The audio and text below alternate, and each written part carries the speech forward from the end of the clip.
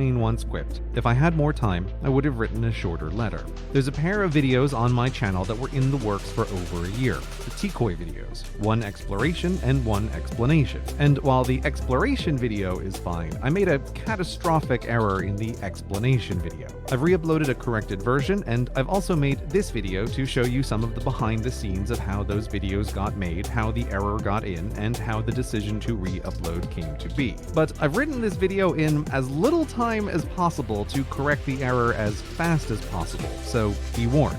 It's a long letter. The story of Decoy starts with Past Gray traveling to Indian reservations for an other project. During that wandering, I came across the Skull Valley Indian Reservation out in Utah, and within its borders, the Decoy test range, information about which was limited and scattered. I got the impression it was an abandoned military weapons facility, which, come on, 3 more intriguing adjectives you could not precede a noun. At this point on YouTube, I'd played around with making a few vlog-style videos, and while working on the bigger project, I thought Decoy could be a little shard to examine to make into an easy and quick vlog, exploring the place and explaining what it was, and the tribal government graciously granted me permission to go on site and film. Which, as a side note, please do not try to visit Decoy. It is private property, not open to the public, and super dangerous. In retrospect, I was shockingly stupid to explore it in as unprepared fashion as I did. But I went, I filmed, I didn't fall in a hole and die or catch histoplasmosis from the bat droppings everywhere, and I didn't get attacked by the quote, really mean owl I was warned defended warehouse number. Oh, I forgot to write it down. Seriously, I could not have been a worse Urbex noob, but the celestial dice rolled in my favor that day, and I got back to my hotel with some amazing video. Now all I needed to do was explain the beautiful shard. Of course, joke was on me, because every topic is an entire world unto itself once you start looking, and months later the one video split into 2, and I was barely closer to a coherent explanation of Decoy than at the start. Okay, pause here, and let me tell you a little bit about the video production process in general. Videos get started either through wandering the real world or the forest of all knowledge, seeing an interesting area, exploring it, and if lucky, some part will look like it could be a video. I've come to accept that I am a slow writer, so it's best to hold off the first serious draft until long into the exploration phase, often long enough that by the time I get to the, okay, seriously, sit down and write this thing, I've forgotten a lot of what I've read, but that's actually a useful way to filter for the interesting and important and frequent ideas in a topic before the many rounds of revisions and checks to come. I used to make my videos all alone, but over the years I've gathered a small team, and at some point, if I can get the script into a readable-ish version, it's time to let the team know what the next project might be. And there is celebration or dread at what will be at least many weeks of their lives spent on this thing. Everyone has a specialty: animation, research, logistics, music, sometimes custom artwork or audio, and everyone provides useful feedback on the topic, sometimes having personal experience or finding further details or hunting down related lost artifacts. For me, there's also a lot of double checking at this point, going back to notes I made during exploration time or looking into an out of place seeming fact. The script eventually progresses from merely readable into what is nearing a final-ish form, and this is where it's sent out to experts. Now this phase seems like it should be the easiest. A teacher checks your homework, but often it's quite troublesome. The first problem is finding an expert. If a video ends up being largely a book or paper adaptation and the author is alive, then that's pretty easy, and those projects are generally more straightforward. But for a lot of videos, figuring out who is the expert on this thing isn't always clear, and for some topics, there simply isn't anyone. For others, experts may exist, but finding them is basically impossible because there isn't a good public record of their expertise. This last is particularly frustrating because the instant the final video goes up, all the unfindable experts will find it and get in touch. Now, in theory, this problem could be solved by publicly announcing what the active topics are, and back when Past Gray's channel was smaller and he younger and naiver, that's totally a thing we did. But current Gray and current year has seen shockingly blatant cases of those who work fast scooping topics from those who work slow. It's not the early days of the internet anymore, and surviving while supporting a team means you must compete with the entire entertainment industry in all its forms. So some secrecy is necessary, even though, yes, I'm fully aware I've already divulged what I'm I'm working on in this very video, and I will do it again later, but I've made an exception, even though I know from experience I've never not regretted talking about work in progress. Even if the topic is unscooped or unscoopable, I just find projects harder to finish once they're out in the open and everyone is watching. Back to the experts. If they exist and we find them and they're willing to help out and they're willing to keep a secret for possibly months, then that's great, but it can still be tricky. For example, which experts? Just about any academic topic will have experts who have spent their entire lives thinking about this one area and who also violently disagree with each other, which can leave you, the non-expert, to wander dangerously close to the what is true dimension, which, if you're not careful, will suck you into an unproductive downward spiral of how do we know anything is true. This happens to me at least once a month and is a topic which is way beyond the scope of this video, maybe a story for another time.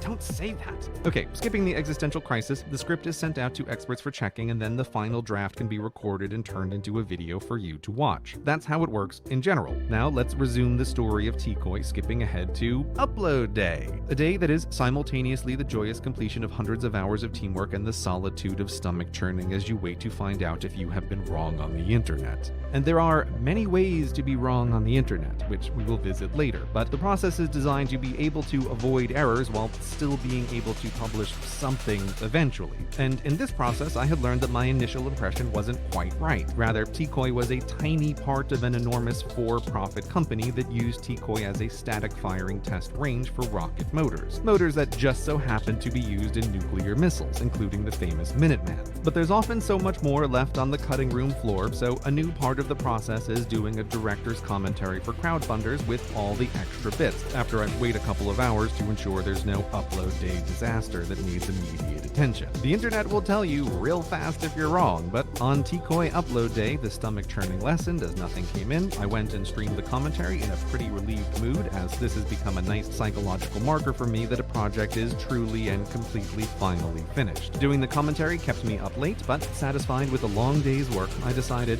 right before trying to sleep, let me check the comments one more time. And that is when I found this, the maximum possible stomach churning comment, asking the audience to imagine what it would be like to do this whole video with the Minuteman missile, but in the video itself is the evidence that it wasn't the Minuteman missile, it was the Trident missile.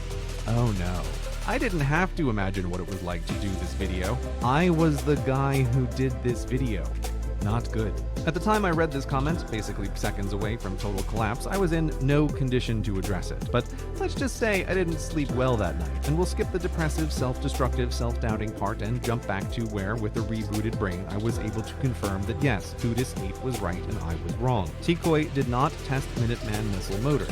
Tkoy tested Tridents. I even found a poster of one in the exploration video itself. Can't see anything down that corridor. Alright, strategic pride. You may be wondering how I could have spent so long on this topic and yet missed the answer to the most fundamental question, the literal video title. What was Tkoy? Well, me too. So we conducted an autopsy. Oh god, this is only halfway through. It really is a long letter. Okay, because there was so little available information about Tkoy, in that pre-script early exploration phase, I ended up reading a lot about the Cold War in general, which was interesting, unlike most history, but was more than a little infuriating because all the areas right around Tkoy, the Magna manufacturing plant, the Wendover airfield, the Utah test and training range, the Dugway proving ground, all kept popping up, but never Tkoy herself. And this is where some mind muddling began to occur, because while I learned the United States Cold War nuclear deterrence forces had 3 branches, land, sea, and air, most of what I read talked a lot about the ground-based Minuteman missiles, less so about nuclear bombers, and very little about the nuclear subs. So in my mind, the Minutemen became the real stars of the Cold War, which played into the later era. I did eventually find this book about the history of the Hercules Powder Company that built Tkoy, and while the book contains more information about a now non-existent chemical manufacturing company than most people could reasonably want to know, it does not in its 433 pages mention Tkoy even once. Either because in comparison to the breathtakingly large international scope of the company, Tkoy was just too small to warrant even a passing mention, or because the work at Tkoy was classified, or both. But I was still determined to make a video about this place I had become more than a little obsessed with, and was now a connection point to future topics in the Greyverse. So with what I did have, I went through the process, and it is somewhere in the earliest drafts I wrote down Tkoy tested Minuteman missile motors. That is wrong, but I didn't realize, and it didn't occur to me to double check, because at this stage, the script was still filled with show-stopping holes in need of dire attention before the video had a hope of getting published. Holes like, what are these things for? Why is this building on rails? How did all this work? Now, finding an expert who could discuss the classified details of a site involved in nuclear weapons production proved impossible. While there are people who are experts, and though Tcoy was abandoned for decades, the United States government still takes her secrets pretty seriously. Fun fact, some of the information, revealed required legal consultation to determine if it could be publicly discussed without, going to prison. It was looking pretty bad for the project, but I did get one confidential military expert who worked at sites like Tcoy to review an early draft of the video and who explained how sites like this worked and filled in the holes. But they hadn't worked at Tcoy itself, thus had no reason to know or comment on Tcoy being part of the sea-based arm of nuclear deterrence, not ground. So in the script, this error had no expert to catch it, but also I didn't catch it. And in the autopsy, it's clear I had not one, not two, but 3 missed chances to catch the error. First, this test facility footage. This will be the firing of D5 second station at 5 B250. The D5 spoken refers to the D5 motor of the Trident II submarine-launched nuclear missile. I did wonder what D5 Pet 5 B250 meant, but I assumed it was a serial number or other code. Typing any version of the spoken words into Google would have been less than enlightening, but typing D5 missile would have brought me right to it. Second, the list of inspectable sites for start. I had been reading about the US-USSR negotiations and inspection sites, but never saw an exact list until I pulled this one from the Federation of American Scientists. Here, I did notice that Tcoy was under the SLBM header, not the ICBM header, but I didn't investigate because at this point the video was in final animation and I was trying to wrap things up, not wander off the path again. Deciding when to stop tracking down every little thing is a vital skill if you, say, ever want to finish a project, and if you go watch the director's commentary, you can listen to poor innocent Gray, who doesn't know what's coming, discuss that point several times. But this time, all I had to do was but lift my reluctant eyes to the top of the page, and there behold my answer. SLBM, submarine-launched ballistic missile. How embarrassing. But it gets one worse. Miss Chance 3, the timeline. Over the years, one of the most effective tools I found to disentangle a complicated subject is the humble timeline. Sources you discover in a random order, and books often discuss topics out of order, so it's clarifying to just write out a list of what happened when, and this often highlights bad or contradictory sources. This is where I unambiguously failed the hardest. To simplify, I've been calling the Minuteman missile the Minuteman missile, but there's actually 3, 1, 2, 3, first deployed in 62, 65, and 70. The United States ordered 1,000 to be built, and I don't know how long it took to fill that order. Most sources gave a vague the 70s, but maddeningly, in doing another round of investigating for this video, we found government sources ranging from 1977 to 1963. What the deal is with that, I have no idea. I have to stop investigating now, otherwise this correction video, you're hopefully still watching, will never get published. But this is exactly how a timeline can show you something's up. And past Gray should have known better than to just accept a vague the 70s for the full 1,000 Minuteman deployment. That sort of phrase is a yellow flag in general, but even if that means the later half of the decade, Tcoy was probably built in 1976, which is a tight timeline to have tested the Minutemen. This is 100% my fault. I should have caught this way early in the process, but I just didn't, which, well, is why we're all here. Okay, so big deal. You got the wrong missile. Why not just fix the video and replace it? A good question that drags us down into the detailed bowels of how YouTube works. YouTube does not let creators replace videos with new versions. You have to upload a whole new video, which risks annoying literally millions of people with redundant notifications, should YouTube choose to send them, and tempts the YouTube gods to look unfavorably upon your channel because that last video had terrible engagement. While I will publicly and loudly complain that YouTube won't let creators replace videos, I'm also secretly grateful for this because it forces a definitive end to projects, without which my channel would doubtless have but a single video still. The difference between the United Kingdom, Great Britain, and England explained, which I would have spent the last 10 years tweaking, revising, expanding, fixing, and fixing again as the fixes introduce new things to be fixed. Oh, and updating as the facts themselves changed. So I can't believe YouTube won't let me replace a video with an updated version. but also, please don't ever let me YouTube. I only have a career because you forced me to move on. Now, there is additionally a general opportunity cost of going backward instead of making something new, separate from the specifics of YouTube. So how to decide in general when the mountain of backwards cost is worth ascending. To discuss, let's visit the menagerie of mistakes. For example, in the video about Northern Ireland's lack of flag, Scotland has 3 arms. This is a glitch. Glitches are harmless if annoying creatures. Well, annoying to creators. For audiences, they are fun and easy to catch, which is why within seconds of posting a video, Scotland has 3 arms will be the top comment. Glitches get in because for the creator, glitches are really good at hiding in plain sight, surviving revision after revision. And if you do spot them and try to fix them in a rush, you often just cause their multiplication. It's best to realize glitches will always be with you and accept their companionship as part of the process. Next over, we have blunders. Blunders make you look like a fool, but still in a mostly harmless way. I've only ever once before re-uploaded a video, and it was Holland versus the Netherlands because of a blunder everyone caught minutes after publication and I couldn't live with. Swapped flags of France and the Netherlands at one spot. That's wrong and embarrassing, but had it not been caught instantly, I probably would have had to learn to leave it be in the same way I blundered this name, pronouncing it Curacao, demonstrating exactly how familiar I was with the place or the alcohol. When you're feeling amazing about a thing that you've made, it really tempts delighting a blunder to steal your thunder.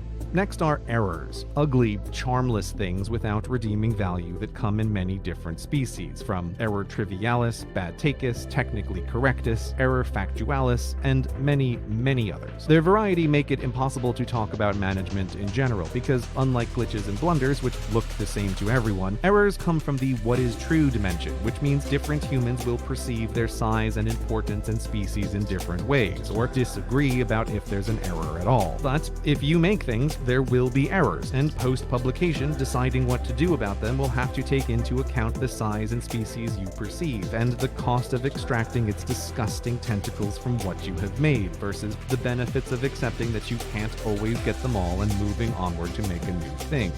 But when errors grow large enough, they become a new subspecies, the error catastrophicus, an error that fundamentally breaks at least part of what you have made. And in making a straight factual video called What is Tikoi, a video that was at the time of publication the only generally accessible summary of information about this location, getting which type of missile they tested wrong is a catastrophic factual error, which is why I decided to fix it.